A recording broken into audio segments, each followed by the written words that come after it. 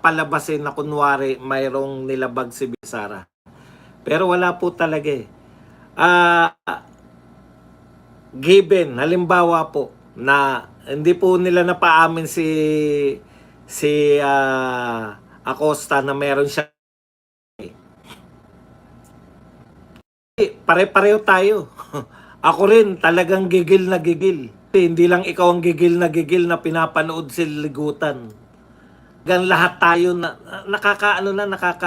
anong tawag doon, buryong na. Hindi pa naman uwian kasi meron pa po. Dito nga. Okay. Ipagpalagay na natin. Ipagpalagay na po natin na tama si Ligutan, na may mali sa paggasta. Kinakailangan nyo po, ang kinakailangan nyo po ngayon para maging kinakailangan, kung may violation man sa COA, kinakailangan po maiugnay po ninyo, bibigatan nyo po.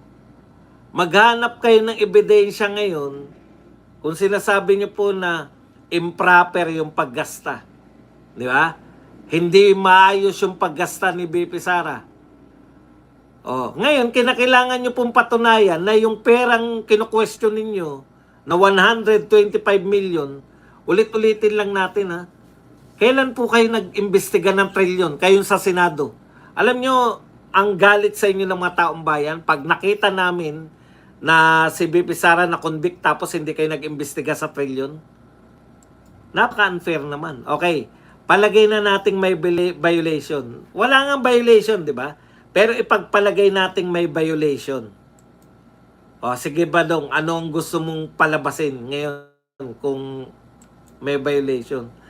Yan po ay violation ng COA. Ang pinakamabigat po niyan, no?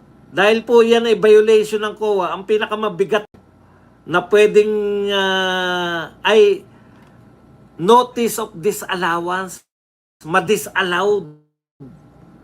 Alam niyo ibig sabihin, hindi dapat ikaw ang gumastos, La Chica, dapat si Acosta. Disallowed. Yan nga po yung ginawa nila, disallowed. Dinisallowed po nila. Ngayon, ano po mangyayari pag dinisallowed? Hihirit ngayon yung Office of the Vice President. Ipapaliwanag nila bakit hindi sila dapat i-disallowed. Ngayon, tapos na ba tayo ron? Wala pa po tayo ron. Bakit nagkakasuhan na? Sa disallowance, hindi pa po final.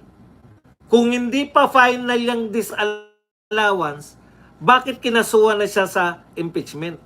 Para po makasuhan nyo sa impeachment, dapat mapalabas ninyo na ninakaw ni BP Sara yan, yung pera na pinag-uusapan natin. Paano nyo mapapalabas na ninakaw? Sige nga.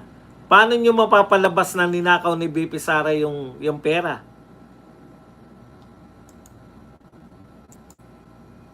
Kinakailangan po, may binili si BP Sara at papakita nyo po, etong mansyon na to, binili to ni BP Sara.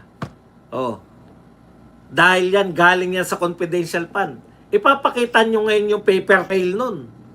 Na si Acosta, yung cash talaga, hindi niya bigay kay La Chica.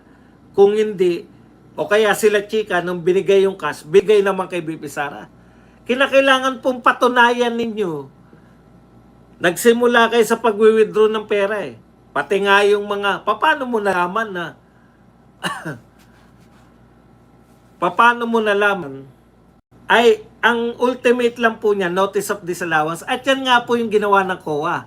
Ngayon, final na ba yan? Hindi pa po. Bakit?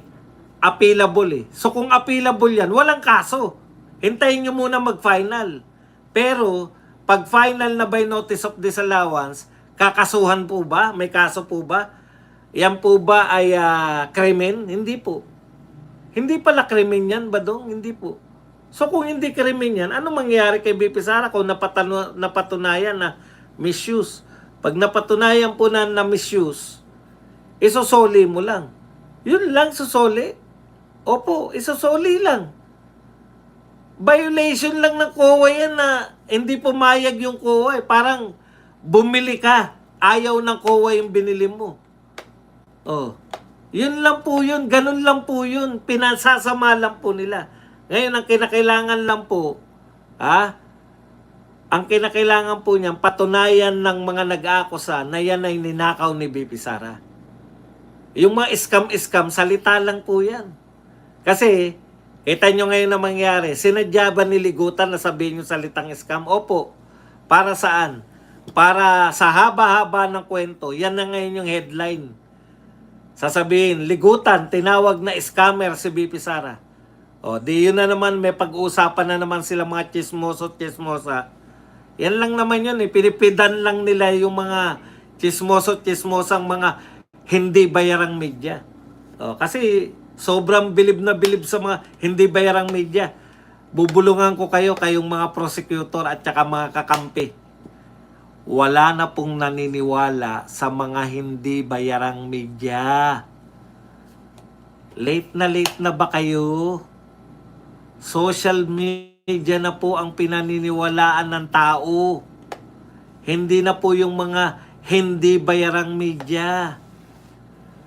Kung ang laki ng ginagastos nyo sa mga hindi bayarang media, wala na pong silbi yan.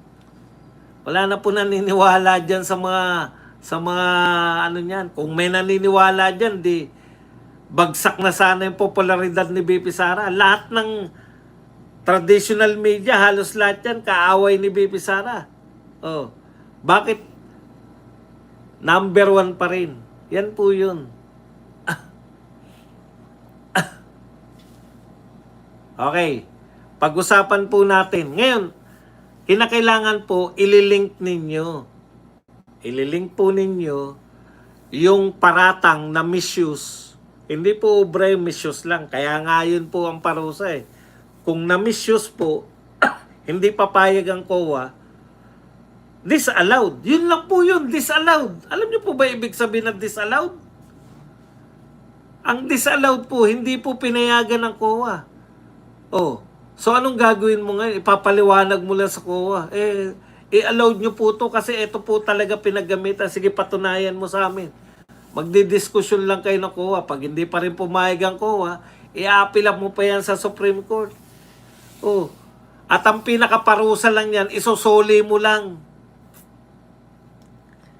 Bakit ka tatanggalin sa pwesto dahil dyan? Wala kasing maikaso na katanggal-tanggal. Pilit na pilit lang talaga tong impeachment na to. Oh, sige. Paano nila patutunayan na magnanakaw si BP Sara, wala naman siyang Forbes Park Mansion. Wala siyang... Inuulit-ulit ko po to kasi ito po ang sukatan ng mga magnanakaw ngayon. Kinakailangan may Forbes Park Mansion ka, hindi lang isa, collection. Kinakailangan may luxury cars ka, cars, collection ng luxury cars. Kinakailangan may chopper ka o jetman lang. Kinakailangan may yate ka. Yan ang katangian na magnanakaw sa panahon na ito.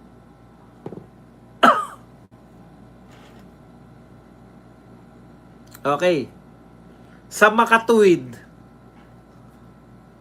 wala silang matatag na kaso. Wala na po yan.